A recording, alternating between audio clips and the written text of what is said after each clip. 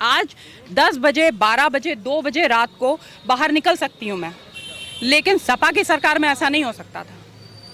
पूरे रास्ते में इतने मनचले टहलते रहते थे। आज सबको पता है कि योगी जी का स्क्वाड कहीं ना कहीं घात लगा के बैठा है और किसी ने कोई बदमाशी करी तो उसको छोड़ा नहीं जाएगा। तो मुझे तो ये पता है कि महिला को सम्मान जहां मिलेगा वहां महिला अपना वोट करेगी। वो कह रहे हैं कि उसी 100 नंबर को डायल 112 कर दिए हैं, वे तो नाम बदल दिए हैं। तो क्या हो गया, जहां जरूरी होगा वहां नाम बदला जाएगा। इससे पहले भी तो इतने सारे नाम बदले गए। हिंदुस्तान भारतवर्ष था, उसके बाद उसको बदल करके इंडिया किया गया। कितनी बार बदला गया। जहां पे सत्यता के लिए, जहां पे आगे विकास के लिए अगर बदलने की आवश्यकता है तो बिल्कुल बदलना है। हर नाम बदला जाएगा, हर चीज बदली जाएगी, इसके लिए सबको तैयार रहना चाहिए। लेकिन जनसंख्या नियंत्रण कानून के प्रारूप की बात हो रही है, यूनिफॉर्म सिविल कोड को लेकर बात हो रही है, तो लोग इसे मजहबी रूप में देख रहे हैं। आपको लगता है क्या जनसंख्या नियंत्रण कानून कहीं मजहबी है? देखिए, ऐसा है ना कि हिंदुस्तान जहाँ सेक्युलर शब्द लगा हुआ है वहाँ पे अगर हम मजहबी होने की बात करते हैं तो ज़रा जाकर के उन लोग से पहले बात कर लेनी चाहिए जिन्होंने आज तक तुष्टीकरण की राजनीति करी है, जो एक पर्टिकुलर समुदाय को अपना वोट बैंक के रूप में देखते हैं। यहाँ पे भारतीय जनता पार्टी सबका साथ, सबका विकास, सबका विश्वास की बात कर रही है। तो जो इस स्तर पे काम कर रही है कि सबको साथ लेकर के चलना है और मजहब को नहीं लेकर के चलना है, तो आप क्यों नहीं इसकी बात कर रहे हैं कि सबको आरक्षण दिया है? उन्होंने तो सवर्णों को भी 10% का आरक्षण दे दिया है कि जो भी आर्थिक रूप से पिछड़े हुए सवर्ण हैं उनको भी आरक्षण दिया हुआ है। इससे पहले किसी सरकार ने किया है? इससे पहले की सरकारों ने अपने फायदे के लिए, वोट की राजनीति करने के लिए जो जनता के साथ किया है, क्या उसके बारे में पता नहीं है? आप बताइए। आज हर किसी का अधिकार सुरक्षित है, आज किसी के साथ गलत नहीं हो पा रहा है। इसको लोग गलत तरीके से कैसे देख सकते हैं? आज महिलाओं पे अत्याचार नहीं किया जा पा रहा है, इसको गलत तरीके, ये प्रॉब्लम है लोगों को। आज लोग तुष्टीकरण की राजनीति नहीं कर पा रहे हैं तो ये गलत लग रहा है लोगों को। क्यों?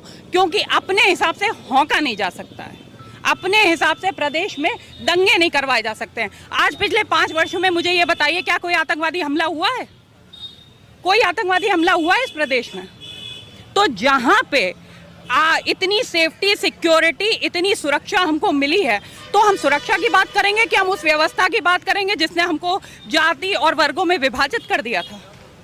हम जाति और वर्गों में अब विभाजित होकर के आगे नहीं बढ़ने वाले हैं। और ऐसा कोई भी व्यक्ति जो तुष्टीकरण की राजनीति करेगा, देखिए, गैर समुदाय को हमने माइनॉरिटी का अधिकार ऑलरेडी दे करके रखा हुआ है। यदि कोई उन्हीं को स्थापित करके गजवाए हिंद आगे लेकर के जाएगा और हिंदुओं के अस्तित्व को समाप्त करने की बात करेगा, तो इसको हम आगे नहीं बढ़ाने वाले हैं। तो आगे नहीं बढ़ाने वाले। और मैम, यही आपने देखा कि एक मीडिया संस्थान से बात करते हुए असदुद्दीन ओवैसी कहते हैं, माननीय सर्वोच्च न्यायालय के फैसले के खिलाफ जाकर बोलते हैं कि यहाँ बाबरी मस्जिद हुआ करती थी, जिस तरह से बीजेपी आरएसएस ने संघर्ष किया उसी तरह हम भी 1000 साल भले संघर्ष करना पड़े फिर से स्थापित करेंगे। किस तरीके का बयान है? देखिए, ऐसा है, ओवैसुद्दीन, ओवैसी, आप उनको जो भी नाम दे दीजिए, मुझे ये लगता है कि इन्होंने जो वकालत की डिग्री ली हुई है वो केवल माननीय न्यायालय के अपमान के लिए ली हुई है। इनकी तो सबसे पहले वकालत की डिग्री जब्त होनी चाहिए। और मुझे तो विश्वास नहीं होता कि एक अधिवक्ता इस प्रकार की असंवैधानिक बातें कैसे कर सकता है। न्यायिक रूप से जिसको समर्थन मिल चुका है, न्याय ने जिसके अस्तित्व को स्वीकार कर लिया है, उस अस्तित्व को नाकार करके माननीय सुप्रीम कोर्ट का अपमान करके वो क्या बताना चाहते हैं मुझे नहीं पता। और इसी तरह के तुष्टीकरण की राजनीति लोग नहीं कर पा रहे हैं, इसलिए उनको परेशानी है। लेकिन मैम, उनका कहना कि supreme court is supreme but not infallible, क्या है कोर्ट ऑफ कंटेम्प्ट में नहीं आता है? बिल्कुल आता है। अफसोस ये है कि आज एक व्यवस्था बनाई जा रही है समाज में, उस व्यवस्था के अनुरूप लोग चलना नहीं चाहते हैं, क्योंकि पिछले 60 वर्षों में निरंकुश जानवरों की तरह उन्होंने जीवन व्यतीत किया है। हिंदुओं के साथ अत्याचार हुआ है, उनकी बेटियों के साथ बलात्कार हुआ है, उनके साथ अन्याय हुआ है, उनके घरों को खाली कराया गया, उनके मंदिरों को विखंडित किया गया है, छत विच्छित किया गया है हर प्रकार से हिंदुओं की भावनाओं को। तो हिंदू देश में हिंदुओं की भावनाओं को जो भी लेकर के आगे बढ़ेगा, हर हिंदू उसको सपोर्ट करेगा। और इसके लिए हम सब एकत्रित हैं, एक साथ हैं, संगठित हैं और हर प्रकार से उनके साथ विक्षिप्त किया गया, संगठित है, एकत्रित है। और यही अभी तालिबान में गतिविधियां हो रही है, तो यही ओवैसी बयान देते हैं कि हिंदुस्तान में लोग असुरक्षित है तालिबान से ज़्यादा, अफगानिस्तान से ज़्यादा। मैं आपको बताऊं, ऐसे जितने भी लोग हैं जिनको समस्या है, उन सबका बैग पैक करके अफगानिस्तान में लैंड करा देना चाहिए। The moment they land there, they will understand what they are getting to do here in India. They can shit anywhere. ये कहीं भी गंदगी कर सकते हैं, कहीं भी मर्डर कर सकते हैं, ये कहीं भी ये सोचें कि अपनी गंदगी फैला सकते हैं. तो अब वो हिंदुस्तान नहीं रह गया, अब हिंदुस्तान बदल गया है. अब बदले हुए हिंदुस्तान के अनुरूप ही चलना होगा. नहीं चलोगे तो अफगानिस्तान या पाकिस्तान जा सकते हो. और योगी जी के ही सरकार में शायर मुनव्वर राणा कह रहे हैं कि यूपी में हम असुरक्षित हैं, जाएंगे नहीं. देखिए, यहाँ पे हमारे कॉन्स्टिट्यूशन ने स्पीच का फ्रीडम दिया हुआ है, फ्रीडम ऑफ स्पीच दिया हुआ है. ठीक है, तो हमारे देश में जब हिंदुओं को गाली पड़ती है तो फ्रीडम ऑफ स्पीच कहा जाता है. ठीक है, अगर हिंदू अपने अधिकार के लिए खड़ा हो जाए तो उसको असहिष्णु कहा जाता है. सर एक मिनट, के फोन अटेंड कर लेते सर. तो असहिष्णु कौन है ये हिंदुओं को आज समझने की आवश्यकता है. बहुत समय हो गया आपने अपने अस्त्रों को छोड़ा, आपने अपने शस्त्रों को छोड़ा. आज अपने शास्त्रों की ओर, अपने अस्त्रों की ओर बढ़ने की आवश्यकता है, अपने वेदों को पढ़ने की आवश्यकता है. और वो पुरानी संस्कृति जिसको खंड विखंड किया गया है उसको वापस जोड़ करके खड़ा करने की आवश्यकता है. हमको अपना नालंदा विश्वविद्यालय वापस चाहिए. हमको वही व्यवस्था वापस चाहिए जो पहले थी. हमको लॉर्ड मैकॉले की व्यवस्था नहीं चाहिए. हमको मुगलों की स्थापित की हुई व्यवस्था नहीं चाहिए.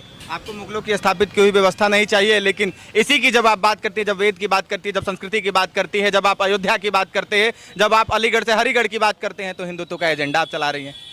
देखिए, ऐसा है, एजेंडा के तहत क्या चलाया जा रहा है ये सबको पता है कि 30% जहाँ पे इनकी आबादी होती है वहाँ पे हिंदुओं के साथ क्या होता है, बंगाल में क्या हुआ है, पाकिस्तान में क्या हुआ. और मेरा सीधा सा ये सवाल है, आज की भी सरकार से मैं ये सवाल करना चाहती हूँ कि 1947 में जातिगत सामुदायिक तौर पे हिंदुस्तान के 2 भाग किए गए थे. तो वो एक विशेष समुदाय के लिए अलग पाकिस्तान बनाया गया था. तो अब बाकियों को, जिनको हिंदुस्तान में कोई समस्या, उनको पाकिस्तान भेज दीजिए, पाकिस्तान भेज दीजिए. क्यों? क्योंकि क्या हिंदुओं को जीने का अधिकार नहीं है? हमारी माँ बेटियों को जीने का अधिकार नहीं है? आप बताइए, क्या कोई भी हमारी माँ बेटी के साथ कुछ भी कर गुजरेगा, हमारी जन्मभूमि के साथ कुछ भी कर गुजरेगा, हमारे मंदिरों को विखंडित करता रहेगा, ये हम बर्दाश्त करते रहेंगे? उसमें तो इस्लाम खतरे में आ जाता है. इस्लाम की वजह से आज देश खतरे में है.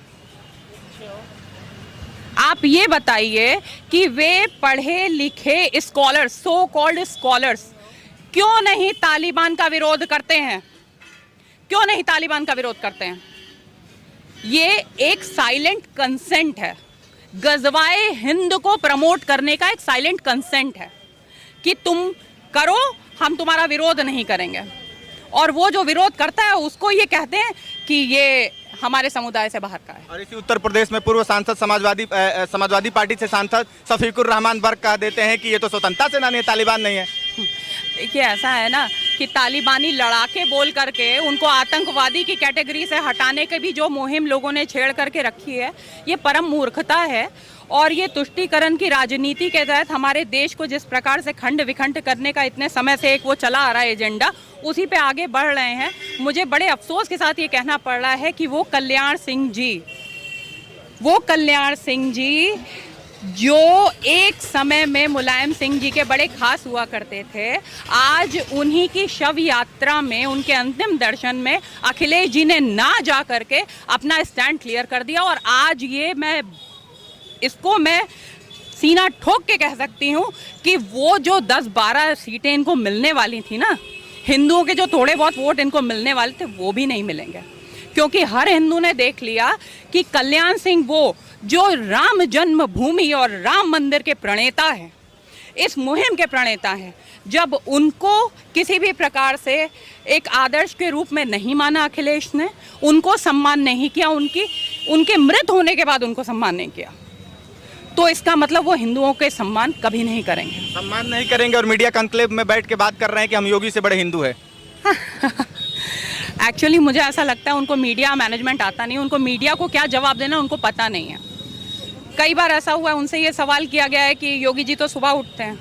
आप एक सनातनी की, एक योगी की जिसने अब गृहस्थ आश्रम को त्याग दिया है, एक सामान्य व्यक्ति उनकी बराबरी कभी नहीं कर सकता है.